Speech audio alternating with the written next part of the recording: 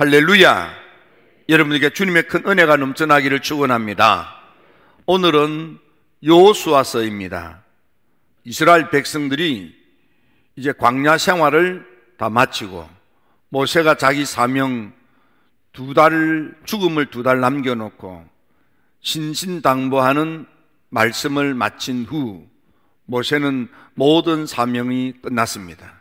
그리고 그 뒤를 이어서 여호수아가 지도자가 되어서 이스라엘 백성들을 죽음의 강 요단강을 가르고 도강하게 됩니다.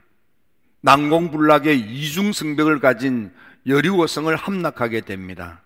가나안 7족속을 몰아내며, 특별히 가나안 7족속을 몰아낼 때는 아무리 5 임금 연합대군을 물리치는 때 하나님께서 태양도 물고 달도 물면서 이스라엘 백성들이 승리하도록 하나님이 직접 나서서 싸워주시는 놀라운 승리가 기적같이 기록되어 있는 것이 여호수아가 되겠습니다.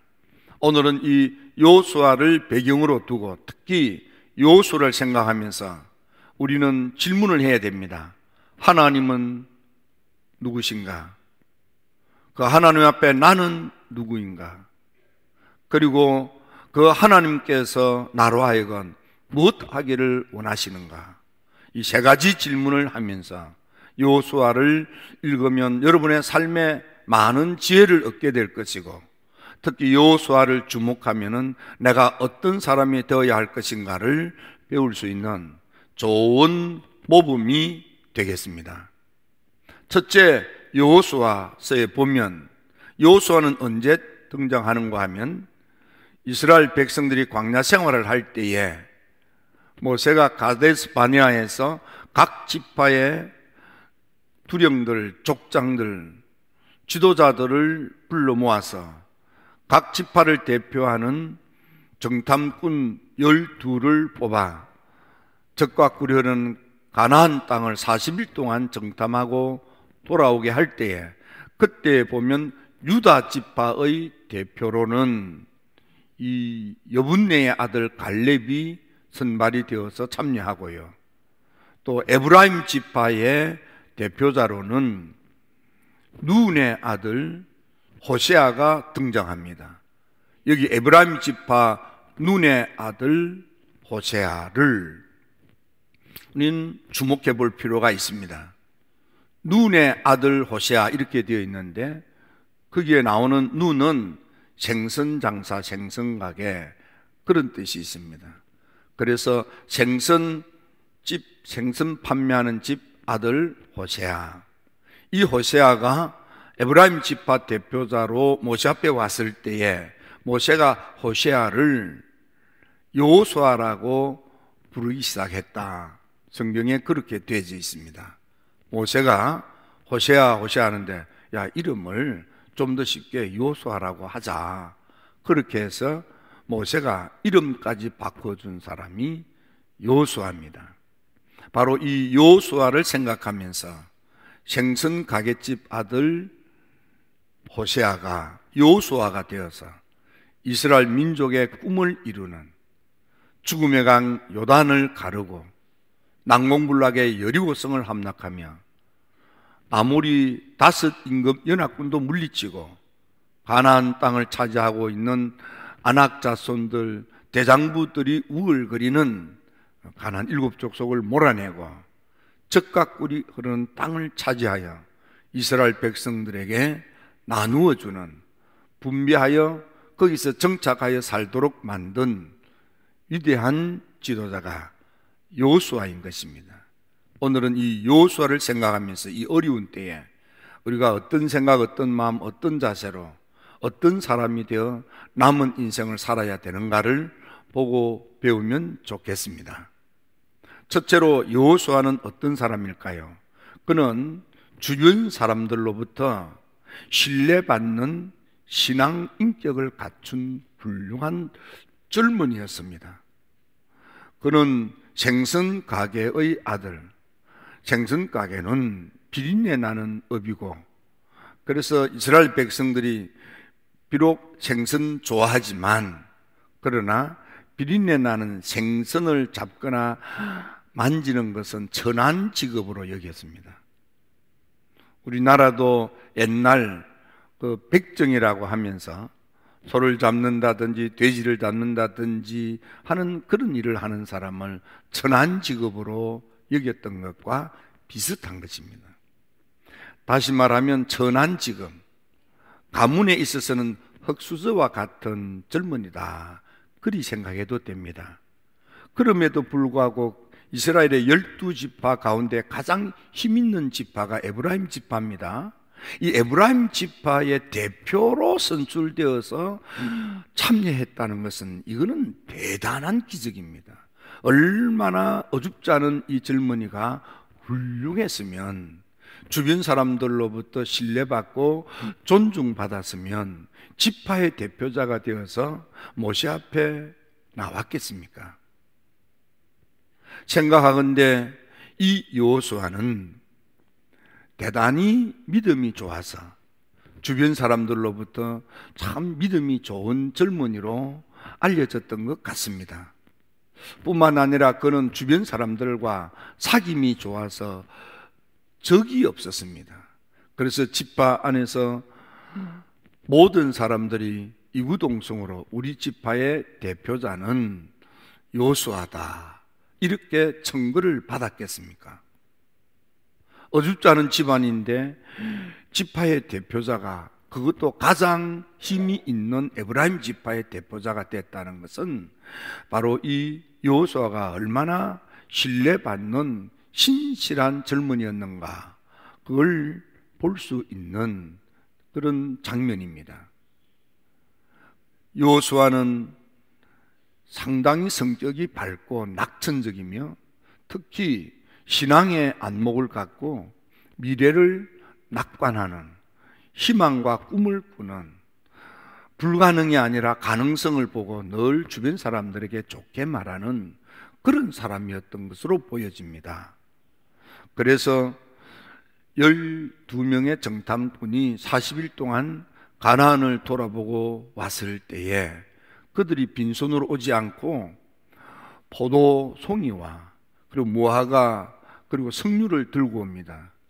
포도송이가 얼마나 크냐 하면 한 사람이 들고 올 수가 없어서 장대에 걸고 두 사람이 어깨에 메고 왔다, 이렇게 되어져 있습니다. 그래서 그들이 40일 동안 이렇게 가나안 땅을 돌아보고 올 때에 그들이 이렇게 말합니다. 아, 그 땅은 정말 좋은 땅이라고. 그러면서 그 엄청나게 큰 포도송이를, 두 사람이 어깨에 메고 온 포도송이를 보여주는 것입니다. 과연 그 땅은 젖과 꿀이 흐르는 땅이고 그 땅에서 난 과일이 이겁니다 하고 보여주었어요. 12명의 정탐꾼이 와서 처음 보고할 때에 그 다음이 문제입니다.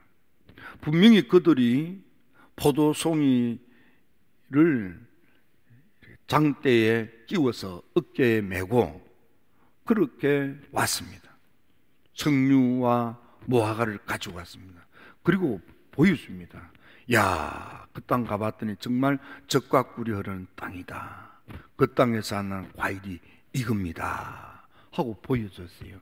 여기까지는 12명의 정탐꾼이 이구동성으로 똑같은 말을 합니다. 문제는 그 다음부터입니다. 모세가 보낸 땅은 가서 보니까 과연 젖과 꿀이 흐르고 이것이 그 땅의 과실입니다 했던 그들.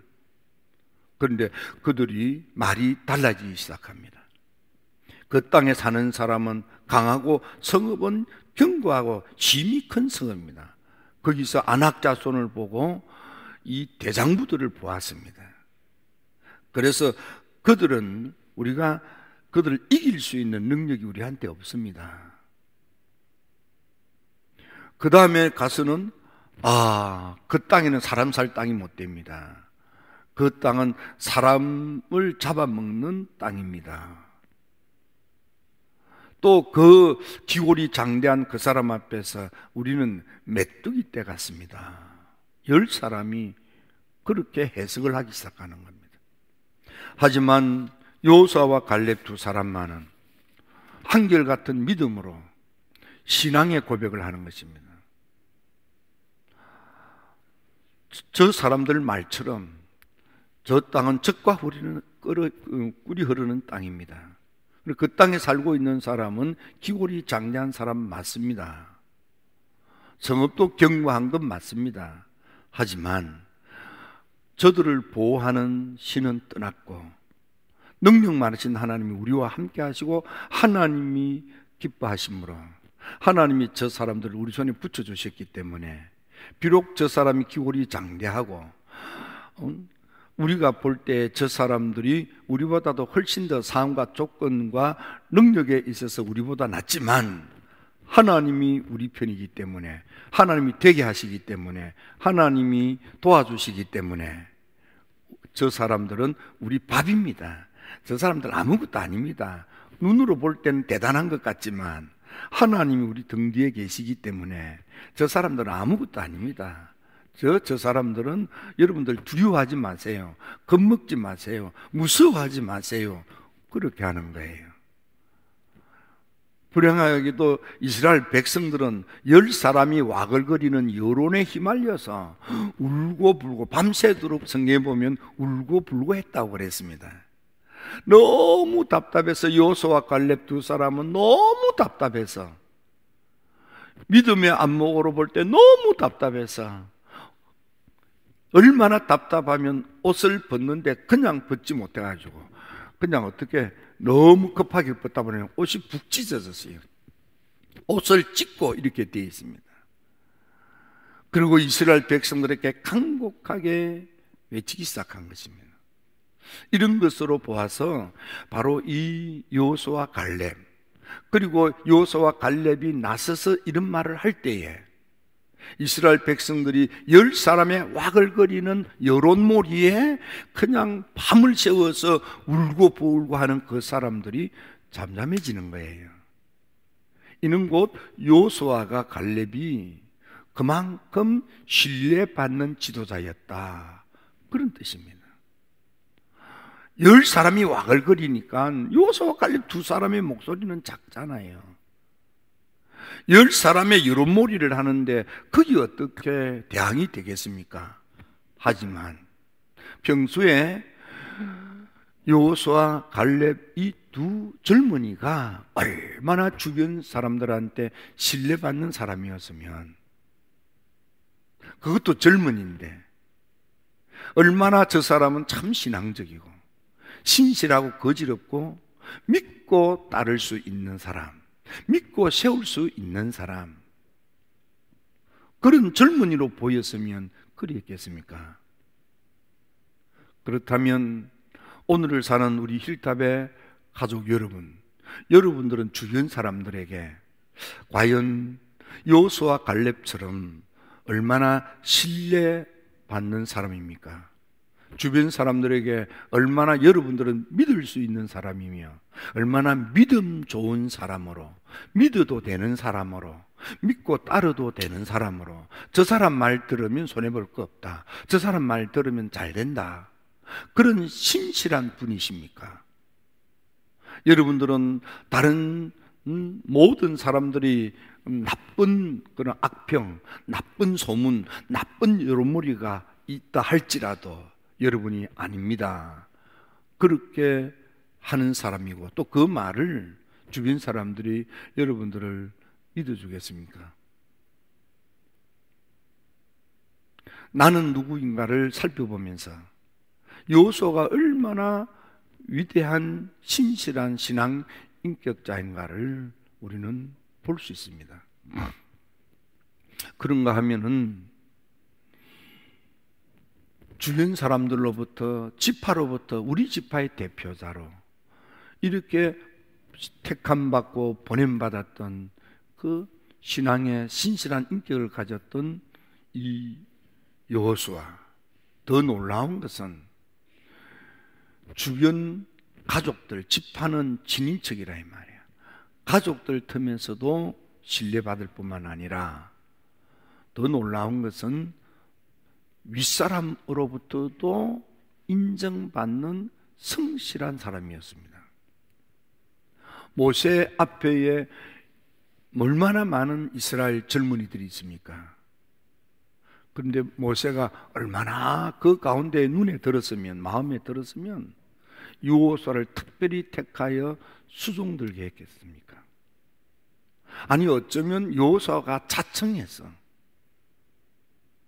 모세 목사님을 섬겼던 것 같습니다.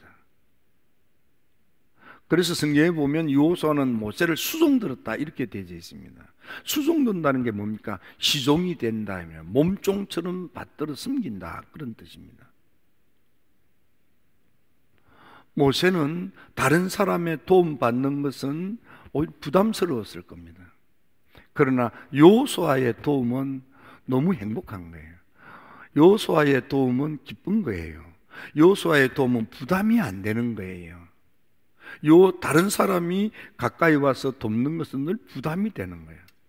그런데 여호수아의 돕는 것은 너무 그것 자체가 기쁘고 즐겁고 행복한 거야. 곰곰이 생각하니까 모세는 그 많은 젊은이들이 있었겠는데 여호수아는 너무 편한 거야. 여호수아가 수종드는 것이, 여호수아가 시종이 되어서 몸종처럼 섬겨주는 것이 너무 고맙기도 하고 전혀 부담이 되지 않는 거예요. 믿고 무슨 일이든지 맡길 수도 있는 사람인 거예요. 그래서 모세가 은혜를 받기 위해서 시내산에 갈 때도 다른 젊은이 데리고 가지 않고 여호수아만 데리고 올라갔습니다. 마치 예수님께서 12제자 가운데 베드로, 야고보, 요한 세 제자를 데리고 변화산에 올라가서 그런 신비한 체험을 했던 것처럼 모세도 시내산에 갈 때에 여호수아를 데리고 갔어요. 어쩌면 야, 가고 싶은 사람 있냐? 아마 그랬었는지도 모르지 않겠습니까? 상상해보면. 그런데 아무런 젊은이도 지금 나서지 않아요. 그런데 여호수아만은 따라 나서는 거예요. 여호수아를 데리고 지금 시내산 꼭대기는 말이야, 구름 기둥, 불기둥이 거기에 드리워져 있어요. 그래서 많은 사람이 무서워해요. 근데 모세가 그 산으로 가야만 되는 거예요.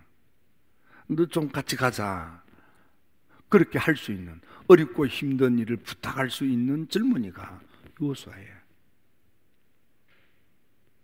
여러분요, 목사님 여러분들에게 뭘 부탁하잖아요.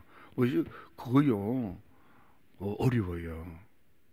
정말 여러분에게 신뢰가 가기 때문에, 또 기도하면서 저분 정도는 이런 정도의 부탁은 들어주지 않겠는가, 그걸 놓고 막 기도를 하다가 용기 있게 부탁하는 거예요. 그게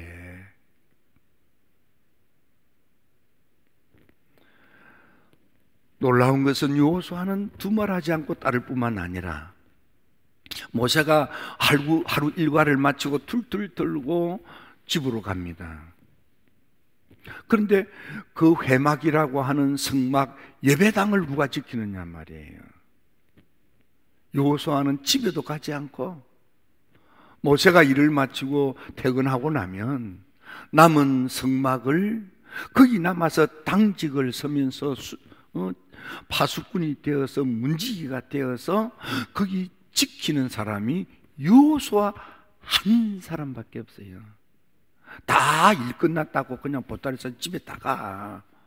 담임 목사님이, 모세 목사님도 이제 집에 가셨어. 그럼 그 텅 빈 예배당 누가 지킵니까? 제가 지킬게요. 여호수아는 그런 사람이었어요. 모세는 여호수아 혼자 그 예배당을 지키도록 맡기기가 좀 걱정스러우면 다른 사람하고 같이 세우지 않았겠어요. 근데 여호수아가 혼자서 지킨다고 해도 모세가 믿고 떠날 수 있을 만큼 모세 윗사람이 볼 때 이 사람은 일 맡기면 틀림없어, 딱이야, 똑부러지게 해, 걱정 안 해도 돼, 이럴 정도로 인정받는다, 그 말이에요. 저도요, 우리 부목사님한테 뭘 맡길 때에 늘 걱정이 돼가지고 한 사람을 또 부탁해요. 그러다가 보면 어떤 때는 둘 다 다른 일에 바빠가지고 놓치는 경우가 있어요.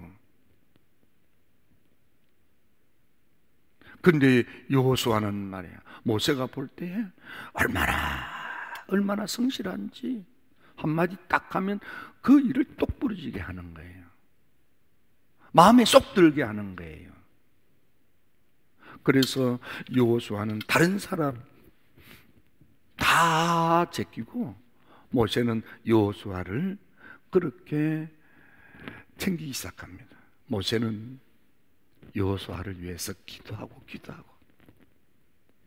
다른 사람에게는 하지 않고 여호수아에게만은 그 머리에 두 손은 꼭 기도하고 민수기 27장에 두 손은 꼭 기도하기 시작해서 세상에 신명기 34장 마지막까지, 아니 마지막 숨을 거두기 직전까지 두 손은 꼭 간절히 기도한 사람이 딱 한 사람이 그게 여호수아예요.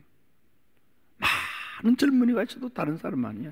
그 한 사람은 또 여호수아는 말이야, 얼마나 또 모세 목사님을 존경했으면 그 앞에 무릎을 꿇고 기도받기를 즐겨했어요. 모세는 자기의 사명을 다 마치고 행여나 여호수아를 세워놓고 이제는 2달 후면 죽는데, 여호수아를 잘 백성들이 이렇게 따라서 꿈을 꾸었던 하나님의 언약의 땅을 차지하기를 원해서 너희들이 가면 잘해야 돼 하고 신신당부를 했겠습니까? 여러분, 구약 성경에 보면 비슷한 이가 있습니다. 엘리야 밑에 엘리사. 엘리사는요, 선지 학교를 여러 개를 가지고 있습니다. 길갈에도, 또 이 베델에도, 여리고도, 요단 동편에도 신학교를 다 가지고 있었다는 거예요. 그 많은 제자들 가운데에 유독 한 사람 엘리사, 그 엘리사가 제일 편한 거야. 엘리사가 제일 마음에 드는 거예요. 그래서 그 많은 제자들 가운데 엘리사만 사환이 되어서 잔심부름 다 하는 거예요. 부담 없이 온갖 잔심부름 다 시킬 수 있는 그런 편한 사람이 엘리사였습니다. 엘리사는 그렇게 하면서 스승에 대한 존경심이 얼마나 있었으면, 나는 다른 소원 없습니다. 난 길드갈의 신학교를 맡고, 베델의 학교를 맡고, 여리고에 있는 학교를 맡고, 요단 동편에 있는 학교를 맡고, 난 그거 아닙니다. 우리 선생님 사명 끝날 때까지 잘 섬기는 것이 제가 하고 싶은 일입니다. 그러니까 얼마나 진심으로 엘리야를 섬겼으면, 심지어는 엘리야가 세수를 하면 그 손에 물까지 부어주는 그런 일을 했던, 그렇게 섬겼던 이가 엘리사입니다. 하나님께서 그의 열망대로 우리 엘리야를 붙들어 서시는 하나님의 그 영적인 능력이 내게도 넘쳐나기를, 우리 엘리야 목사님을 통해서 하나님이 역사하는 그 능력의 역사가 너무 귀해서, 나도 저렇게 쓰임 받았으면, 나도 우리 선생님처럼 저렇게 쓰임 받았으면, 나도 우리 선생님처럼 저런 은사가 있었으면, 놀라운 것은 그의 소원대로 갑절의 복을 받는. 베드로 목사님은 어떻습니까? 베드로 목사님에게 얼마나 많은 베드로 목사님을 통해서 은혜 받은 사람이 있었겠습니까? 그런데 베드로 목사님이 참 내게는 아들 같은, 그렇게 나를 도와준 애틋한 젊은이가 있다. 마가는 내 아들이야. 그 말은 뭔가 내 아들 같다, 그 말이에요. 얼마나 친했으면, 얼마나 고마웠으면, 얼마나 마음에 들었으면, 얼마나 기뻤으면, 얼마나 편했으면 저놈 내 아들 같은 놈이야, 그랬겠습니까? 사도 바울도 얼마나 많은 사도 바울을 섬기고 도왔던 분들이 수두룩적합니까? 그런데 어떤 사람은 기질이 강하고 말이야, 성질이 있어가지고 바울 목사님이 시키면은 너무 잘하는데 지네들끼리 막 찢고 볶고 싸움. 요디에와 순두계 같은 경우.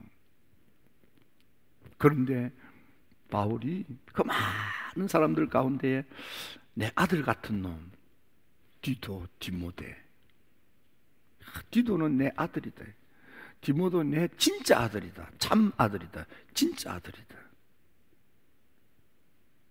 여러분들은 이 사람한테 어떤 성실한 사람으로 인정받고 있습니까? 여호수아는 스승 모세한테, 윗분한테 가장 성실한 사람으로 인정받아. 그래서 그에게 기름 부으심이, 이미 기름 부으심이 있지만은 다 두 손을 얹고 기도하고 얼마나 기도했으면 마지막 34장에 가서는 드디어 이미 여호수아 안에 있는 그 영이 폭발하여, 영적으로 충만하여 아주 화산이 폭발하듯이 뻥 터져서 드디어 모세가 꿈꿨던 하나님의 부르심 사명을 완수함으로 이스라엘 백성들이 적과 꿀이 흐르는 아름다운 땅, 가나안의 축복을 받아 누리게 했겠습니까? 세 번째, 여호수아는 이렇게 주변 사람, 가장 가까운 친인척들로부터도 인정받을 뿐만 아니라 윗분으로부터 인정받고, 세 번째로 그는 하나님으로부터 인정받는 사람입니다. 하나님이 보시니까 이 땅에 얼마나 많은 사람입니까? 그런데 유독 그를 지목하고 불렀어요. 이 사람이면 되겠다. 성경에 보면 여호수아는 하나님의 신에 감동된 자 이렇게 되어 있고, 어떤 번역본을 보면 그 하나님의 영이 그 속에 머무는 자 이렇게 되어 있습니다. 여호수아는 모세를 통해서 이미 은혜를 받고 하나님의 영이 그 안에 머물러 있습니다. 하나님의 그 성령의 거룩한 감동에 이끌려 사는 사람입니다. 신에 감동된 자, 이 말은 감동, 성령의 이끌림을 받는 사람, 그런 뜻입니다. 그러니까 하나님께 붙잡혀 하나님께 쓰임받는 신실한 사람이다 이 말이에요. 그게 여호수아예요. 그래서 그는 하나님의 영에 이렇게 영이 머물러 있는 사람, 아쿠펀시예요. 그분이 나를 점거하고 있어요. 성령 하나님, 그분의 영이 내 안에 머물러 있다는 것은 그분이 내 심령을 점령하고 있는 거예요. 점유하고 있는 거예요. 점거하고 있는 거예요, 그분이. 성령 하나님이 날 점거해서, 그래서 나를 지배하고 통치하고 다스려 이끄시는 거예요. 그분이 이끄는 리드에 내가 이끌려가는 것. 그래서 여호수아는 여호와를 온전히 순종하였다 그랬습니다. 성령의 거룩한 감동이었을 때에 비로소 우리 온전한 순종이 되는 거예요. 이게 여호수아예요. 마음의 감동이 있어야. 더구나 요단강을 건너고 여리고성을 향해 갈 때 여호와의 군대 장관이 나타났습니다. 마치 모세가 출애굽기 3장의 호렙산에서 타오르는 떨기나무 불길 앞에 가까이 다가갈 때 하나님께서 모세야, 너 그 발에서 신 벗어. 지금 네가 선 땅은 거룩한 땅이야. 내 땅이야. 그 말입니다. 모세가 멈거리지 않고 신을 벗고 거룩한 땅에 섰습니다. 그게 뭡니까? 모세야, 신을 벗어. 이 말은 넌 내 종이야. 그 말이에요. 비슷하게 여호수아도 여호와의 군대 장관이 앞길을 턱 가로막고 네가 선 땅은 거룩한 땅이다. 발에서 신 벗어. 이 땅 거룩해. 그 말에 또 다른 뜻은요, 넌 하나님의 종으로 살겠느냐 그 말이에요. 넌 하나님을 위하여 살겠느냐 그 말이에요. 넌 하나님을 위하여 목숨을 바치겠느냐 그 말이에요. 여호수아는 뭉거리지 않고 그 발에 신을 묶고 난 하나님을 위해서 사는, 하나님이 종이 되어 살다가 하나님의 사람이 되어서 살다가 하나님께 가겠습니다, 그 말이에요. 그래서 그는 그렇게 하나님을 섬겼다 이렇게 되어 있습니다. 하나님께서 이 여호수아 젊은이들에게 은혜를 주었는데 다른 사람들도 다 은혜 받았지만은 여호수아는 하나님의 은혜를 받아들일 뿐만 아니라 하나님의 은혜가 내 속에서 살아서 역사하도록 하나님의 능력의 감동을 수용하는 거예요. 그리고 그 감동에 따라 온전히 이끌려 헌신하는 거예요. 나의 안목과 나의 생각과 나의 형편에 좌우되지 않고 하나님의 거룩한 감동에 따라 아멘 아멘하고 순종하고 옷을 벗고 진을 벗고 여호와를 섬기는 사람이 된 것입니다. 얼마나 위대합니까? 그런 모세를 그런 여호수아를 모세가 얼마나 귀히 여겼으면 머리에 손을 얹고 안수기도 하고 머리에 손을 얹고 안수기도 하고 죽음을 앞두고 애절하게 기도하고 마지막 모세가 한 것도 죽기 전에 마지막 한 것도 마지막 내 아들 같은 여호수아야 이리 와 무릎 꿇어 고개 숙여 그 머리에 손을 얹고 안수 기도하여 하나님의 지혜의 영이 빵 하고 드디어 폭발하는 거예요. 충만해지는 거예요. 그리고 모세는 숨을 거두는 거예요. 그리고 그때부터 여호수아가 이스라엘의 백성을 이끄는 하나님의 종이 되는 거예요. 얼마나 멋지고 장엄하고 위대합니까?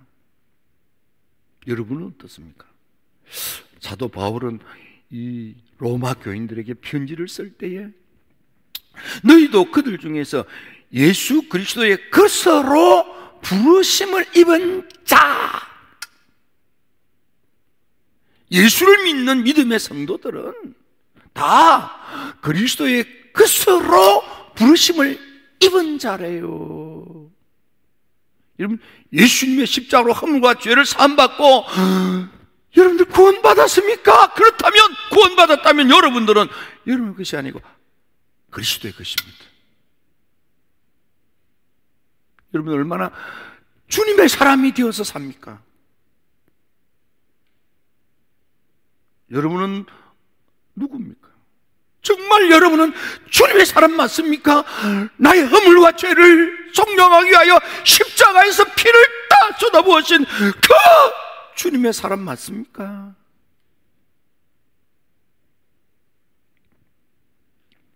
바울은 고린도 교회 교인들에게 이야기합니다. 너희가 누구냐 하면 너희는 그리스도의 것이고 그리스도는 하나님의 거야. 왜? 핏값 주고 샀기 때문에. 고린도 교회 교인들이 네가 똑똑하니 내가 잘나니 찌지고 볶고 싸우는데 너희들 정신 차려. 지금 너희들은 어떤 사람이냐 하면 그리스도의 사람이 돼야 돼. 지금 너희들 뭐 하고 있는 거냐? 그 이야기예요. 지금 정신 똑바로 차려. 너 그리스도의 사람이냐 이 말이야. 너가 그리스도의 사람으로 그리스도를 위하여 뭘 하고 있느냐 이 말이에요. 갈라디아 교인들에게도 사도 바울이 외칩니다. 너희가 누구냐면 너희는 그리스도에 속한 자야. 그리스도의 사람이야. 그래서 그리스도의 사람이기 때문에 비로소 아브라함의 자손이 되고 언약의 약속을 유업으로 있는 상속자가 될 수 있다고 그랬습니다. 그리스도의 사람. 그리스도의 사람이 누굽니까? 그게 바로 그리스도인입니다. 그리스도인이란 그리스도를 위하여 죽을 수도 있는 사람. 그래서 사도 바울은 로마 교회 교인들한테 편지를 쓸 때 14장에 뭐라고 그랬습니까? 우리는 살아도 주를 위하여 살고 죽어도 주를 위하여 죽나니 그러므로 사나 죽으나 우리가 다 그리스도의 것이니라. 그리스도의 사랑. 하나님 마음에 쏙 들었던 여호수아. 여러분은 어떤 사람이 되려고 하십니까? 여러분 어떤 사람이 되어야 합니까? 어떤 사람이 되어야만 할까요? 선택은 여러분이 하는 것입니다. 여호수아가 생을 마치고 마지막에 나와 내 집은 여호와만 섬기리라. 너희를 선택해라. 기도드립니다. 좋으신 아버지 하나님,